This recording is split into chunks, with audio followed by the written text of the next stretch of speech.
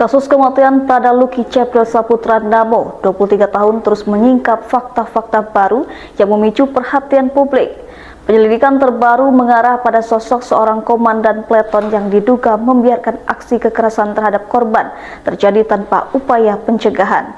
Komandan peleton tersebut diketahui merupakan pembina Prada Lucky di Batalion Infanteri Teritorial Pembangunan 834 Wakangamere, Nagekeo, Nusa Tenggara Timur. Yang menarik, usianya hanya berbeda 2 tahun dengan korban, yang menunjukkan bahwa keduanya sama-sama berada pada tahap awal karir militer. Namun sang komandan kini masuk dalam daftar 20 personel yang diduga terlibat dalam rangkaian penganiayaan terhadap prajurit junior. Kepala Dinas Penerangan Angkatan Darat Brigjen TNI Wahyu Yudayana memastikan perwira yang diduga terlibat dalam kasus kematian Prada Lucky Cepril Saputra Namo merupakan komandan peleton di satuan tempat Lucky bertugas, yakni Batalion Teritorial Pembangunan TP 834 Wakangamere, Nagekeo, NTT.